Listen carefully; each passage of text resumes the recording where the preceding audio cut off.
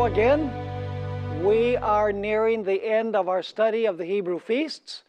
That doesn't mean that we don't have a lot to study yet. We still want to study the Feast of Dedication, which is not mentioned in Leviticus 23. We need to deal also with Colossians chapter 2, as well as study some reasons why I don't believe that at this time we are required to keep the Hebrew feasts. And also we want to take some time to study about the so-called lunisolar Sabbath. Many people these days are keeping the Sabbath according to the moon rather than according to the solar calendar. So we have a lot to study yet, but this is the study of the last feast that is mentioned in Leviticus 23, the Feast of Tabernacles.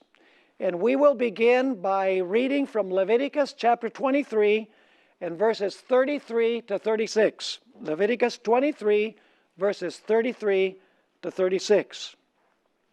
Then the Lord spoke to Moses, saying, "Speak to the children of Israel, saying, the 15th day of this 7th month shall be the Feast of Tabernacles for 7 days to the Lord. On the first day there shall be a holy convocation. You shall do no customary work on it. For 7 days you shall offer an offering made by fire to the Lord. On the 8th day you shall have a holy convocation, and you shall offer an offering made by fire to the Lord. It is a sacred assembly, and you shall do no customary work on it." That is a description of the Feast of Tabernacles. Now we need to deal with some introductory matters before we actually study this feast. The Day of Atonement is the last date that we can know in the feast system. In other words, after the Day of Atonement, we do not have a date for the Feast of Tabernacles. The reason why is because in Revelation chapter 10, verse 6, the angel, who is Jesus Christ, by the way, said that time would be no longer. In other words, prophetic time came to an end in 1844. So we cannot know the specific date for the fulfillment of the Feast of Tabernacles. However, we can be certain that it will occur at the very season of the year when the type occurred. The Feast of Tabernacles lasted 7 days, and then a glorious 8th day was added to the celebration. And I just throw this out here. This is my thought. Is it just possible that the feast will be fulfilled on the 7-day journey to heaven, and on the 8th day, when we actually arrive in heaven, we will enjoy the great day of the feast? It's a possibility. It's important for us to remember that the year-day principle applies only to the Feast of Trumpets and the Day of Atonement. Are you following me or not? The year-day principle applies only to the Feast of Trumpets and the Day of Atonement, because they occur during the dispensation of the Spirit when things are to be spiritually understood. The time periods during the church age, so to speak, are to be understood symbolically. 1,260 days, time times the dividing of time, 42 months, etc., are to be understood in a symbolic sense. We do not apply the year-day principle to the Passover, to unleavened bread, to first fruits, or to Pentecost, because these were fulfilled before the Hebrew theocracy came to an end. The time element of the Feast of Tabernacles will once again, I believe, be literal, because Jesus will be literally present, and time periods will once again be literal. And by the way, this is the reason why the 1,000 years of Revelation are literal, because we will be literally present with the Lord. Are you understanding the principle? Now, in the series that I did in our first anchor school of theology, which was Prophetic Principles, How to Study Bible Prophecy, I dedicated an extensive period of time to this specific principle. We can't dedicate time to that right now, so I just presented this one paragraph. Now, the first thing we want to do is to study the type.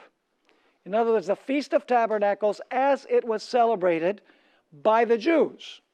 And then we are going to look at the antitype, how the Feast of Tabernacles applies to us and how we are to observe it. The first thing that I want us to notice is that the Israelites during their wilderness wanderings dwelt in tents. They had no permanent homeland at this time. They were actually always on the road. They were always on the move in provisional dwellings. Let's read from the book of Numbers, chapter 9, and verses 17 to 23, where we have a description of their nomadic life. It says, whenever the cloud was taken up from above the tabernacle, after that the children of Israel would what? Would journey. And in the place where the cloud settled, there the children of Israel would pitch their tents. So they lived in tents. They did not live in permanent buildings. At the command of the Lord, the children of Israel would journey. And at the command of the Lord, they would camp. As long as the cloud stayed above the tabernacle, they remained encamped. Even when the cloud continued long, many days above the tabernacle, the children of Israel kept the charge of the Lord and did not journey. So it was when the cloud was above the tabernacle a few days, according to the command of the Lord, they would remain encamped. And according to the command of the Lord, they would journey. So it was when the cloud remained only from evening until morning. When the cloud was taken up in the morning, then they would journey. Whether by day or by night, whenever the cloud was taken up, they would journey. Whether it was 2 days, a month, or a year that the cloud remained above the tabernacle, the children of Israel remained camped and not journey. But when it was taken up, they would journey. At the command of the Lord, they remained encamped. And at the command of the Lord, they journeyed. They kept the charge of the Lord at the command of the Lord by the hand of Moses. So basically, they led a nomadic life. They were always on the move. They had no permanent home while they were in their wilderness sojourn. They were strangers and pilgrims in the land, in other words. Let's notice Hebrews 11, verses 9 and 10, and then verses 13 through 16, where we find a description of the fact that they had no permanent homeland when they were in the before they actually settled in the promised land.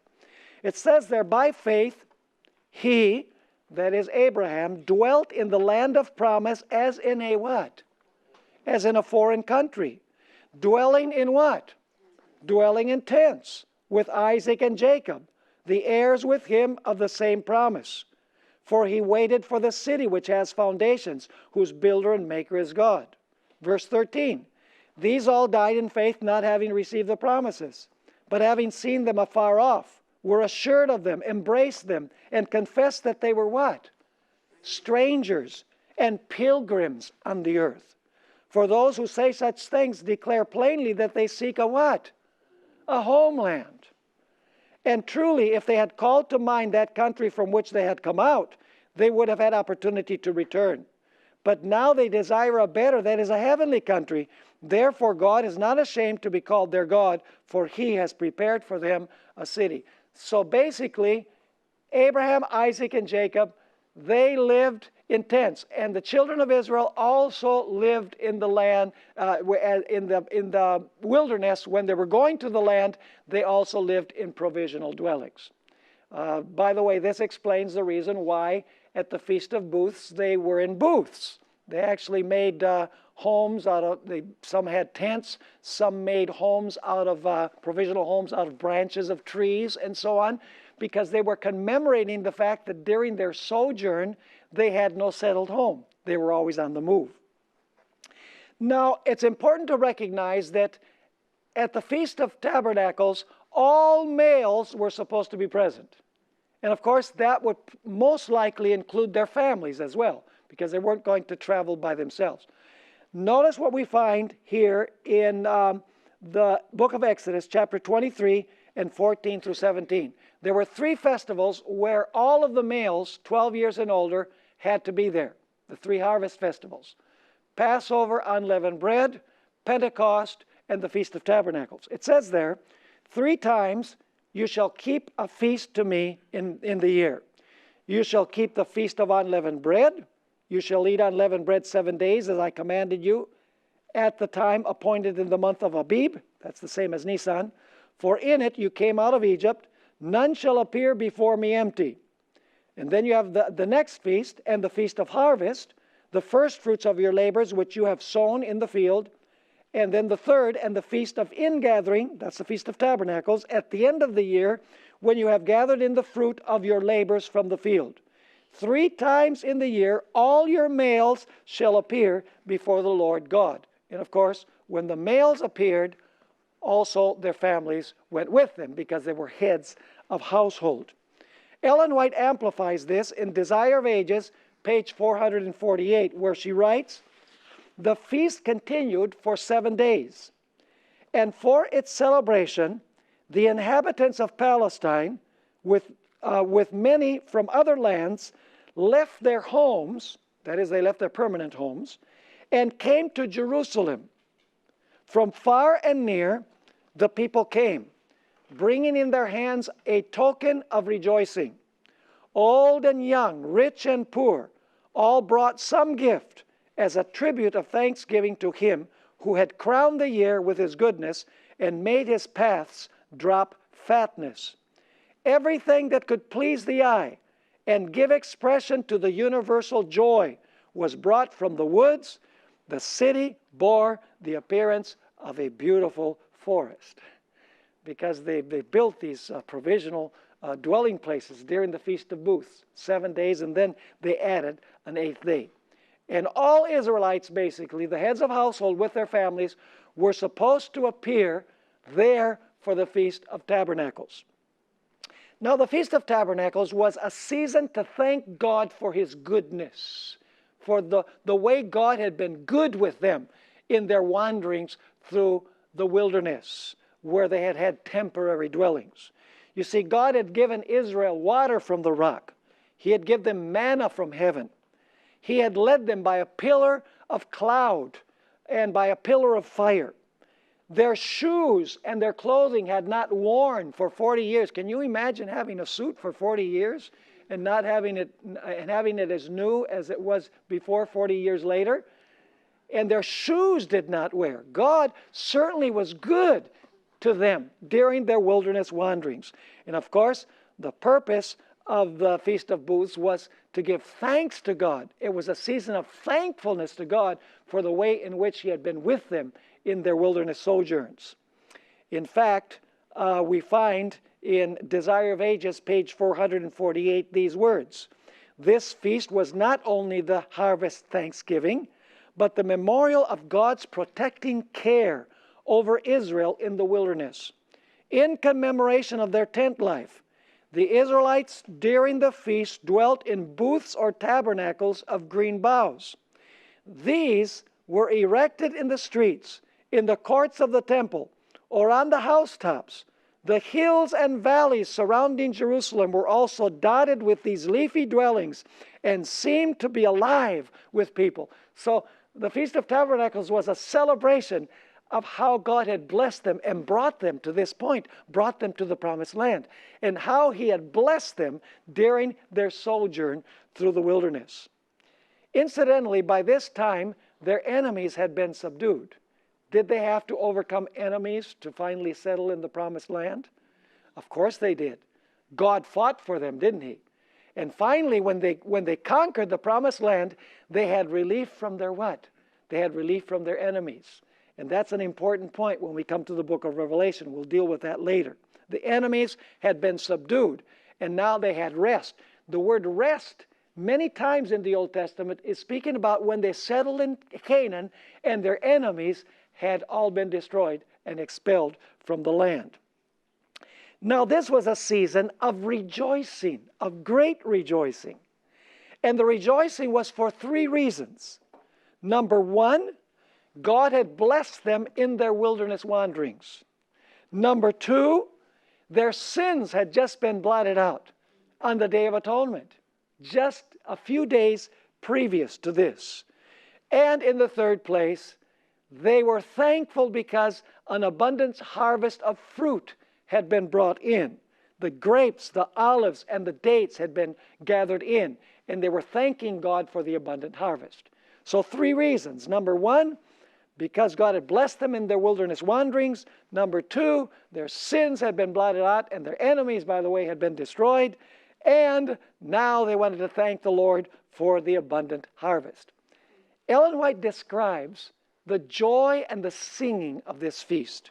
In Desire of Ages, page 448, she wrote, with sacred song and thanksgiving, the worshipers celebrated this occasion.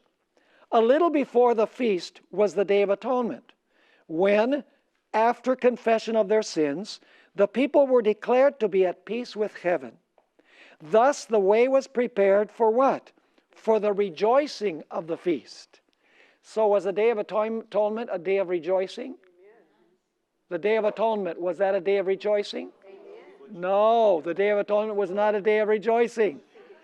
The Day of Atonement was a day of what? Was a day of affliction. So is now a time to rejoice? Are we supposed to be now in the Feast of Tabernacles rejoicing and thanking the Lord because we're finally in our permanent home? Of course not. No. Now we're in the feast of affliction. But the time is coming when we will celebrate the feast of rejoicing. So she says, thus the way was prepared for the rejoicing of the feast. All give thanks unto the Lord, for he is good, for his mercy endureth forever. She's quoting Psalm 106, verse 1. Rose triumphantly with all kinds of what? Of music, mingled with shouts of Hosanna, accompanied the united singing. So there's a lot of singing going on during this feast. The temple was the center of the universal what? See, at the center is the temple of universal joy. Here was the pomp of the sacrificial ceremonies. Here, ranged on either side of the white marble steps of the sacred building, the choir of the Levites led the service of song. The multitude of worshipers, waving their branches of palm and myrtle, took up the strain and echoed the chorus. And again the melody was caught up by voices near and afar off, till the encircling hills were vocal with praise. You can almost feel it, can't you? The celebration and the joy and the praise, because God had ended their sojourn. He had blessed them in their wanderings. Their sins had been blotted out. Their enemies had been destroyed, and the fruit harvest had been gathered in. It was an occasion of great celebration. During this feast, there was a tremendous emphasis on water. There was a water ceremony that took place. Ellen White, in Desire of Ages, page 449, describes one of these ceremonies during the Feast of Tabernacles. Speaking about the priest, she says, he bore the flagon to the altar, which occupied a central position in the court of the priests. Here were 2 silver basins, with a priest standing at each one.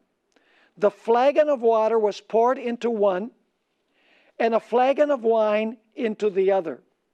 And the contents of both flowed into a pipe which communicated with the Kedron. The Kedron was the brook that ran in the valley there, and was conducted to the Dead Sea. So you see, the water and the blood goes to the Dead Sea. And the symbolism is that the Dead Sea is now getting life. It's made what? Alive.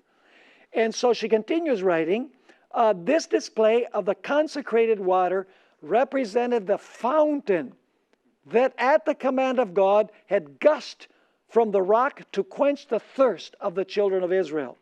Then the jubilant strains rang forth, the Lord Jehovah is my strength and my song. Therefore, with joy shall ye draw water out of the wells of salvation. So there was an emphasis on water, a water ceremony during the Feast of Tabernacles. That's the reason why Jesus, on the great day of the feast, we read this before, in John chapter 7, 37 to 39, refers to water. He says, come to me and drink. Notice, on the last day, that great day of the feast, Jesus stood and cried out, saying, if anyone thirsts, let him come to me and drink. He who believes in me, as the scripture has said, Out of his heart will flow rivers of living water. But this he spoke concerning the Spirit, whom those believing in him would receive. For the Spirit was not yet given, because Jesus was not yet glorified. So at the Feast of Tabernacles, the last and great day, Jesus is saying, if you're thirsty, come to me and what? Drink. An emphasis on water in the Feast of Tabernacles. But there was also a great emphasis on light at the Feast of Tabernacles. In John chapter 7, and also chapter 8, verse 12, and chapter 9 and verse 5, we find these words. Now the Jews' Feast of Tabernacles was at hand. So these words that Jesus is going to speak are being spoken at the Feast of Tabernacles. It says, then Jesus spoke to them again, saying, I am what? I am the light of the world. He who follows me shall not walk in darkness, but have the light of life. And then in John 9, verse 5, he says once again, as long as I am in the world, I am what? I am the light of the world. He's speaking these words at the Feast of Tabernacles. There's tremendous emphasis on light, water and light. Remember these details. We're going to come back to them.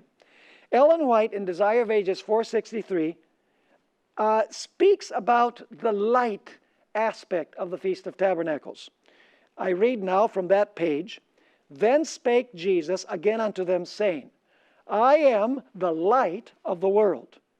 He that followeth me shall not walk in darkness, but shall have the light of life. When he spoke these words, Jesus was in the court of the temple, especially connected with the services of what? Of the Feast of Tabernacles. In the center of this court rose two lofty standards, supporting lampstands of great size. After the evening sacrifice, all the lamps were kindled, shedding their light over Jerusalem. So the whole city is what? Is lighted. That's important. This ceremony was in commemoration of the pillar of light that guided Israel in the desert, and was also regarded as pointed forward to the coming of whom? Of the Messiah. At evening, when the lamps were lighted, the court was a scene of great rejoicing. Gray-haired men, the priests of the temple, and the rulers of the people, united in the festive dances to the sound of instrumental music and the chants of the Levites. In the illumination of Jerusalem, the people expressed their hope of the Messiah's coming to shed his light upon Israel. But to Jesus, the scene had a wider meaning. As the radiant lamps of the temple lighted up all about them, so Christ, the source of spiritual light, illumines the darkness of the world. Yet the symbol was imperfect. That great light, which his own hand had set in the heavens, was a truer representation of the glory of his mission. In other words, the sun was a better representation of Christ as light than the two lamps that were there in the courtyard of the temple. Another important point is that at the Feast of Tabernacles, offerings were made. Does that mean that during the final Feast of Tabernacles, Jesus is going to be sacrificed all over again? Of course not. It must have a different symbolism, but there must be some sense in which Jesus Christ in the future, attention will be brought to his what? To his sacrifice. Another interesting detail is that during the Feast of Tabernacles, there was great emphasis on the law of God. In Nehemiah chapter 8, verses 14 through 18, we find these words. This is in the days of Nehemiah when they're celebrating the Feast of Tabernacles.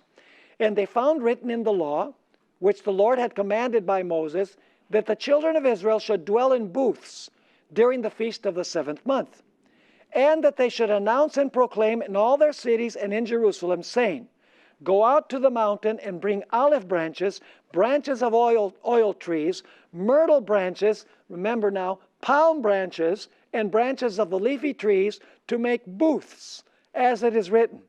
Then the people went out, brought them, and made themselves booths, each one on the roof of his house, or in the courtyards, or the courts of the house of God, and in the open square of the water gate, and in the open square of the gate of Ephraim. So the whole assembly of those who had returned from the captivity made booths and sat under the booths. Are they returning now from the sojourn, from being away from their permanent home? Yeah, they're returning from captivity now. And so verse 17, so the whole assembly of those who had returned from captivity made booths and sat under the booths. For since the days of Joshua the son of Nun, until that day the children of Israel had not done so, and there was very great what? Gladness, because now they were settled in their land again. Also day by day, from the first day until the last, he read what? He read from the book of the law of God. And they kept the feast 7 days. And on the 8th day, there was a sacred assembly according to the prescribed manner. So there's a reading of the book of the law at the Feast of Tabernacles. Another interesting detail is that only native Israelites could participate in the Feast of Tabernacles. It says in Leviticus 23, 42 and 43, you shall dwell in booths for 7 days. All who are native Israelites, that is members of God's people, right? True members of God's people. By the way, when had it been shown that they were members of God's people? On the Day of Atonement that had just taken place. He continues saying, you shall dwell in booths for 7 days. All who are native Israelites shall dwell in booths, that your generations may know that I made the children of Israel dwell in booths when I brought them out of the land of Egypt. I am the Lord your God. Do you remember that some Israelites were cut off on the Day of Atonement, those who did not sympathize? So would they have been present there for the Feast of Tabernacles? Absolutely not. Another interesting thing is that the temple that was built by Solomon was dedicated at the Feast of Tabernacles. So there's emphasis on the dedication of the temple at the Feast of Tabernacles. We find in 2 Chronicles chapter 7 verse 1 and verses 8 through 11 the following words. When Solomon had finished praying, fire came down from heaven and consumed the burnt offering and the sacrifices, and the glory of the Lord filled the temple. At that time, Solomon kept what? The feast 7 days, and all Israel with him. A very great assembly from the entrance of Hamath to the brook of Egypt. And on the 8th day, they held a sacred assembly. On the 23rd day of the 7th month, he sent the people away to their tents, joyful and glad of heart, for the good that the Lord had done for David, for Solomon, and for his people Israel. Thus Solomon finished the temple of the Lord and the king's house, and Solomon successfully accomplished all that came into his heart to make in the house of the Lord and in his own house. And now God had a permanent temple to dwell in. So this is the Feast of Tabernacles. Are you clear on all the details? You know, we've gone through all of the general aspects of it. You know, we could zero in on all of the little itsy-bitsy details too, but we just don't have the time. So let's deal now with the antitype of the Feast of Tabernacles. There is a present spiritual dimension to the Feast of Tabernacles. Can we drink the water of life now, spiritually speaking? Yes. Can we eat the manna now, spiritually speaking? Yes. Can we receive light from the light of the world now? Yes, we can. Can we catch a vision of our permanent home now from afar? Yes. Can we sing the songs of Canaan now? We certainly can. But the fullest and literal fulfillment of the feast is still when? In the future. When our pilgrimage on earth is over, we will travel for 7 days to heaven, obviously dwelling in temporary dwellings, and dwell in provisional places on our journey. And on the 8th day, we shall celebrate the Feast of Tabernacles in heaven, which will last for 1,000 years. And then we will return to our permanent home, the earth made new. What kind of place are we living in now? Is this earth now our permanent home? No. We are living in tents, so to speak. Notice Hebrews 11, 13 and 14. It says these, that is in the Old Testament, these all died in faith, not having received the promises, but having seen them afar off, were assured of them, embraced them, and confessed that they were what? Strangers and pilgrims on the earth. Are we strangers and pilgrims on the earth as well? Of course we are. So what were they looking for? For those who say such things declare plainly that they seek a homeland. What is that homeland? The homeland is the new earth. The homeland is the new earth. The meek shall inherit the earth. Heaven will be our temporary abode. But the new earth will be our permanent home. Now, are all of God's people going to travel to the New Jerusalem? Remember that all of the males with their families had to travel to Jerusalem? Are all of God's people going to travel to Jerusalem? Yeah, which Jerusalem? The New Jerusalem. That's right. John 14, 1-3, Jesus made the promise. Let not your heart be troubled. You believe in God, believe also in me. In my Father's house are many mansions. Where's the Father's house? In heaven. If it were not so, I would have told you. Actually, some versions translate many rooms. But those many rooms, that's not our permanent home. Our permanent home is going to be on the earth because we plant vineyards, etc. And so it says here, Jesus says, if it were not so, I would have told you. I go to prepare a place for you, and if I go to prepare a place for you, I will come again and receive you to myself, that where I am, there you may be also. It's interesting that in early writings, page 16, Ellen White tells us how long the trip to heaven is going to take. She stated, we all entered the cloud together and were, for how long? Are we going to be living in permanent homes on the way there? No. For 7 days ascending to the sea of glass, when Jesus brought the crowns and with his own right hand placed them on our heads, he gave us harps of gold and palms of victory. That most likely took place on the great day of the feast, so to speak. Now, is there going to be a lot of heavenly celebration and praise during the time that God's people spend in heaven?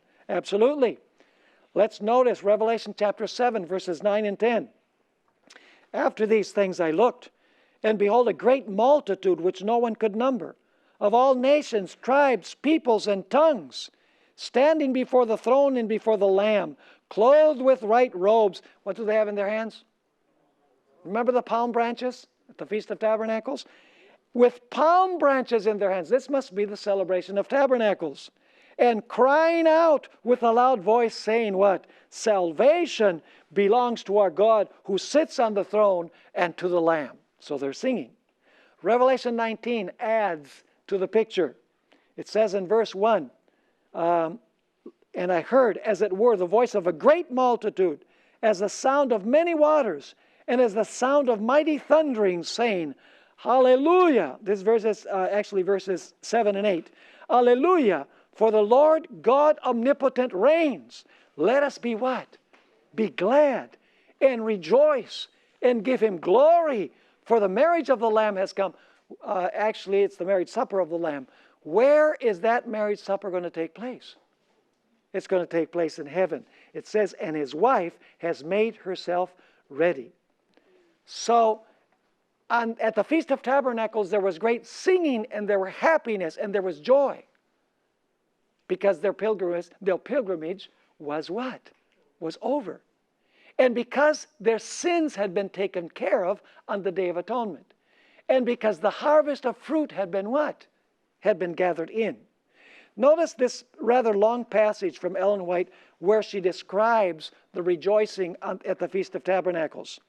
The people of Israel praised God at the Feast of Tabernacles as they called to mind his mercy in their deliverance from the bondage of Egypt and his tender care for them during their pilgrim life in the wilderness. They rejoiced also, notice they're rejoicing because God had been with them. They rejoiced also in the consciousness of pardon and acceptance through the service of the Day of Atonement just ended. Are God's people in heaven going to rejoice about that too? Sure. Are we going to rejoice that our earthly pilgrimage is over, living in temporary abodes? Most certainly. She continues saying, but when the ransomed of the Lord shall have been safely gathered into the heavenly Canaan, forever delivered from the bondage of the curse, under which the whole creation groaneth and travaileth in pain together until now, they will rejoice with joy unspeakable and full of glory. Christ's great work of atonement for men will then have been completed, and their sins will have been forever what? Blotted out. And now it says, the wilderness and the solitary place shall be glad for them, and the desert shall rejoice and blossom as the rose. It shall blossom abundantly and rejoice, even with joy and singing. The glory of Lebanon shall be given to it, the excellency of Carmel and Sharon. They shall see the glory of the Lord and the excellency of our God. Then the eyes of the blind shall be opened, and the ears of the deaf shall be unstopped. Then shall the lame man leap as a hart, and the tongue of the dumb sing. For in the wilderness shall waters break out, and streams in the desert, and the parched ground shall become a pool, and the thirsty land springs of water. Notice once again the emphasis on what? On water. And a highway shall be there, and a way, and it shall be called the way of holiness. The unclean shall not pass over it, but it shall be for the wayfaring men, though fools shall not err therein. No lion shall be there, nor any ravenous beast shall go up thereon. It shall not be found there, but the redeemed shall walk there. And the ransomed of the Lord shall return and come to Zion with songs and everlasting joy upon their heads. They shall obtain joy and gladness, and sorrow and sighing shall what? Shall flee away. Can you catch what this is going to be about?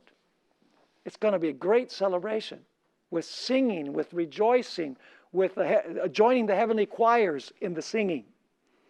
Now, heaven is not our permanent home, is it? It's just a tabernacle. It's interesting in Revelation 21 verse 3.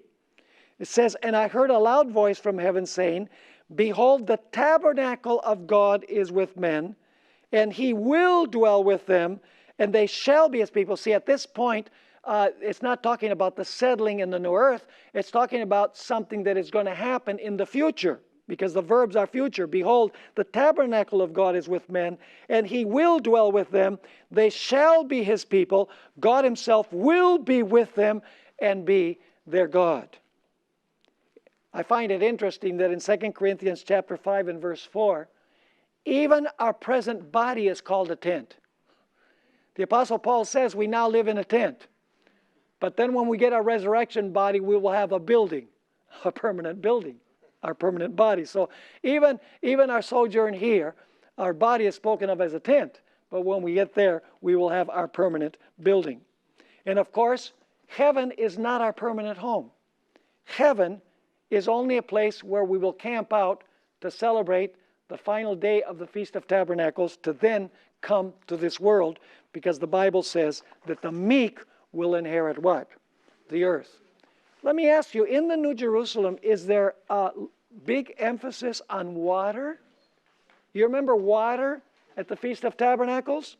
Notice Revelation 21 verse 6, 22 verse 1, and verse 17, and chapter 7 and verses 16 and 17. Time and again you have emphasis on water in the fulfillment of the Feast of Tabernacles. And I'm reading these verses. It says, "And he said to me, It is done. I am the Alpha and the Omega, the beginning and the end. I will give of the fountain of what?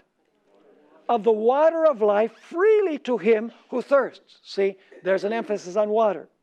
"And he showed me," once again what? "A pure river of water of life, clear as crystal, proceeding from the throne of God and of the Lamb." And then here is another verse. "And the Spirit and the bride say, Come. And let him who hears say, Come. And let him who what? Who thirsts come. Whoever desires, let him take the water of life freely." Is this the Feast of Tabernacles that we're talking about here? Obviously. "They shall neither hunger anymore, nor what? Nor thirst anymore. The sun shall not strike them, nor any heat. For the Lamb who is in the midst of the throne will shepherd them and lead them to where?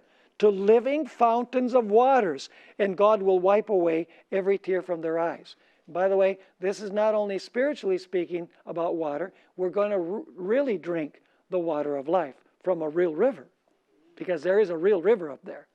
Then it will be literal, see? Now in this life, we eat from the tree of life spiritually. We eat the manna spiritually. We drink the water spiritually. But when we get there, it will be what?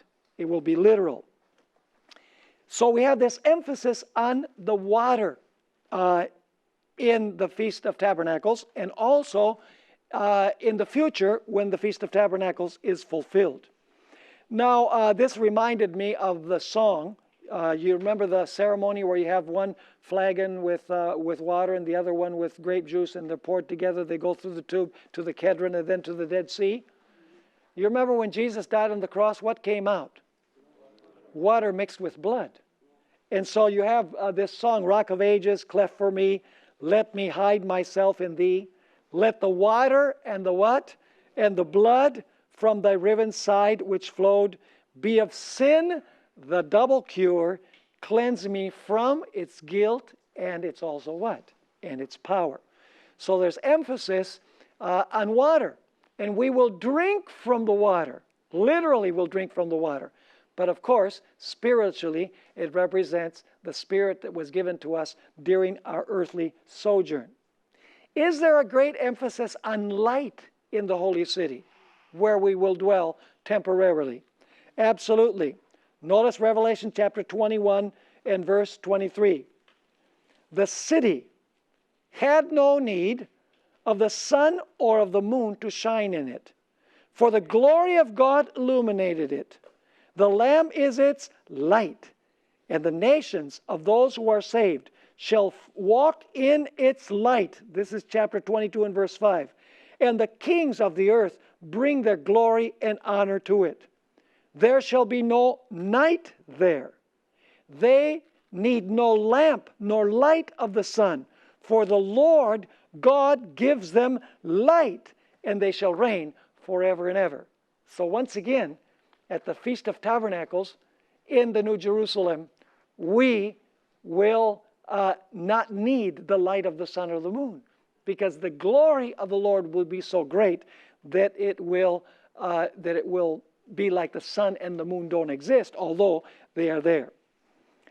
You remember that on the day at the Feast of Tabernacles, people commemorated not only the water that came from the rock and also the pillar of light, because this is what it represents. You know, the pillar of light had led them, and they had drunk water from the rock, but also God gave them manna. Are God's people going to eat manna at the Feast of Tabernacles in heaven? Absolutely. Notice Revelation chapter 2 and verse 17. Revelation 2 and verse 17. He who has an ear, let him hear what the Spirit says to the churches. To him who overcomes, I will give some of the what? Some of the hidden manna to eat. Are God's people going to serve in the temple? Is there going to be a temple there? Absolutely. Revelation 7:14-17 tells us so. Remember that the temple was dedicated in the days of Solomon? It says here, so he said to me, these are the ones who come out of the great tribulation and washed their robes and made them white in the blood of the Lamb. Therefore, they are before the throne of God and serve him day and night where? In his temple. And he who sits on the throne will dwell among them. The word dwell could be translated will tabernacle among them. The NIV translates will spread his tent over them, because this is the Feast of Tents or the Feast of Tabernacles. And then it says, they shall neither hunger anymore nor thirst anymore. The sun shall not strike them, nor any heat. For the Lamb who is in the midst of the throne will shepherd them and lead them to living fountains of waters, and God will wipe away every tear from their eyes. So there will be a temple, and God's people will serve according to this in that temple. Was there a temple that was built and dedicated at the Feast of Tabernacles in the days of Solomon? There was a focus on the temple. You remember that there were burnt offerings at the Feast of Tabernacles? What does that represent? The fact is that if you read Revelation 5, 12, and 13, and also you have the references here, Revelation 21, verse 9, verse 14, verse 22, verse 23, chapter 23, verses 1 and 3, and other verses as well, Jesus is referred to as the Lamb, the Lamb, the Lamb. Notice this comment from Ellen White. One reminder alone remains. Our Redeemer will ever bear the marks of his crucifixion. Upon his wounded head, upon his side, his hands and feet are the only traces of the cruel work that sin has wrought. That's Great Controversy, page 674. So will the attention of God's people be drawn to Jesus Christ as the Lamb who made it all possible? Absolutely. So is there going to be another sacrifice on the day of Feast of Tabernacles? Of course not. It simply represents the fact that people will remember the great sacrifice that Jesus made in coming to this world. Now, you notice that there's a great celebration with singing and rejoicing, and there's a banquet that takes place. Notice Luke chapter 13 and verse 29. This is speaking once again about the Feast of Tabernacles. And they shall come from the east, and from the west, and from the north, and from the south, and shall sit down in the kingdom of God. Luke 22 and verse 30 states, and here Jesus speaks, that you may eat and drink where? At my table, in my kingdom, and sit on thrones, judging the 12 tribes of Israel. Of course, judging there represents a work that is taking place when? During the 1,000 years. And then Revelation 19, 7 and 8, then he said to me, write, blessed are those who are called to the marriage supper of the Lamb. Where is the marriage supper going to take place? On earth or in heaven? In heaven, yes, the Feast of Tabernacles. And he said to me, these are the true sayings. And Ellen White saw in a vision that table. What kind of products do you suppose are on the table? Well, what has just taken place? The fruit harvest, right, has just taken place. Notice what she says in Early Writings, page 19. And I saw a table of pure silver. It was many miles in length. So I guess he's expecting lots of guests. Yet our eyes could extend over it. I saw the fruit of the tree of life. Fresno people will be very happy with what I'm going to read right now. The manna. What else? Almonds. What else? Figs. What else? Pomegranates. And what else? Grapes. And many other kinds of fruit. So don't feel bad if mangoes and papayas are not here. Ellen White mentions the fall harvests in Israel because it's the Feast of Tabernacles, but she leaves it open for other kinds of fruit. Maybe she didn't know what to call a mango.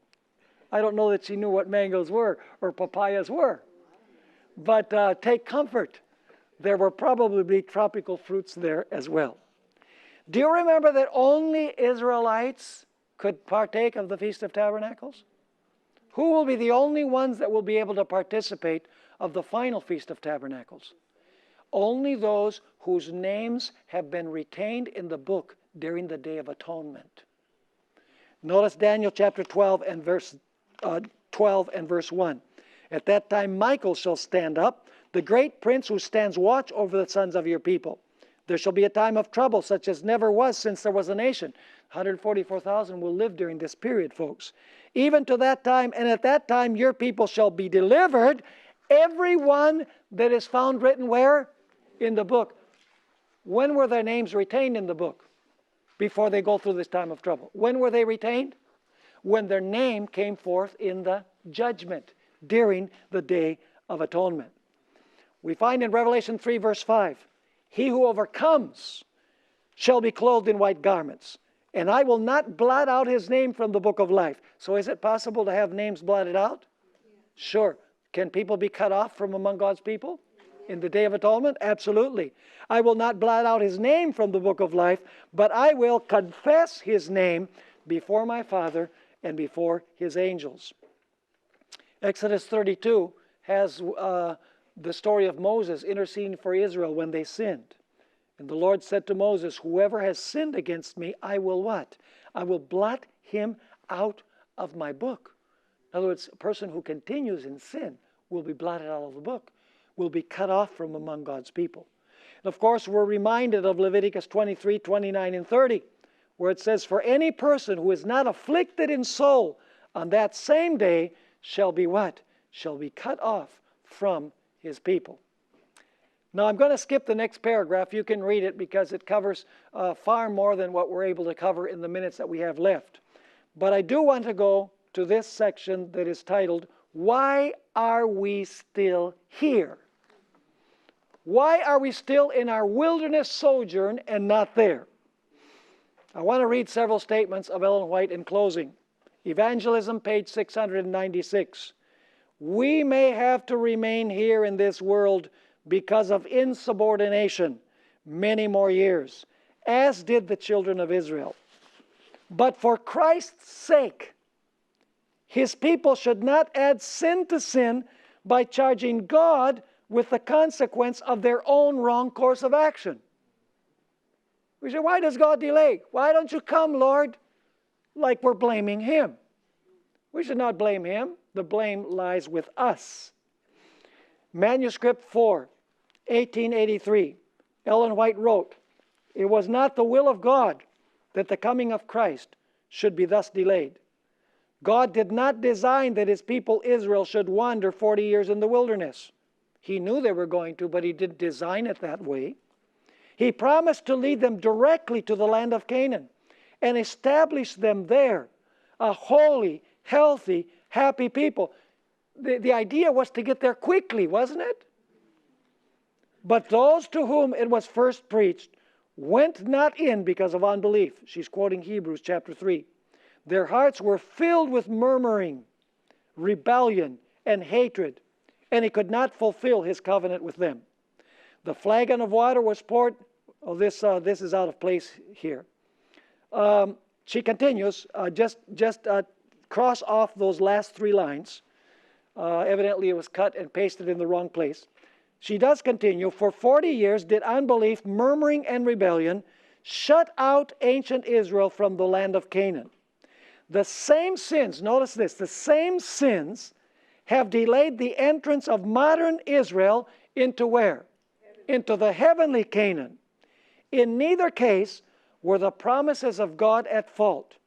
It is the unbelief, the worldliness, unconsecration, and strife among the Lord's professed people that have kept us in this world of sin and sorrow so many years.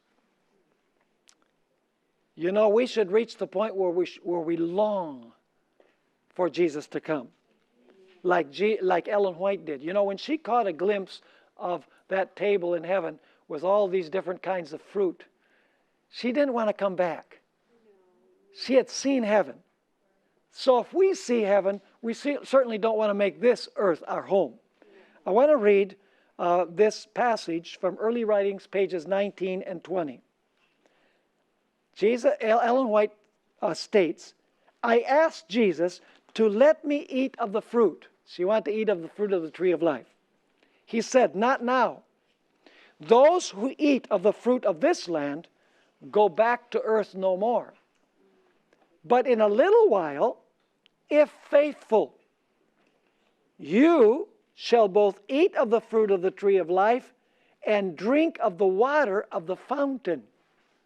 Notice once again, water. And He said, you must go back to the earth again and relate to others what I have revealed to you. Then an angel bore me gently down to this dark world. Sometimes I think I can stay here no longer. All things of earth look so dreary. I feel very lonely here, for I have seen a better land. Oh, that I had wings like a dove. Then I would fly away and be at rest. Can you hear the anguish? She really wanted Jesus to come. She continues writing, after I came out of vision, everything looked changed. A gloom was spread over all that I beheld. Oh, how dark this world looked to me. I wept when I found myself here and felt homesick.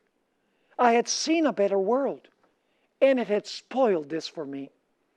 I told the view to our little band in Portland, who then fully believed it to be of God. That was a powerful time. The solemnity of eternity rested upon us. After 1 week, after this, the Lord gave me another view and showed me the trials I must pass through.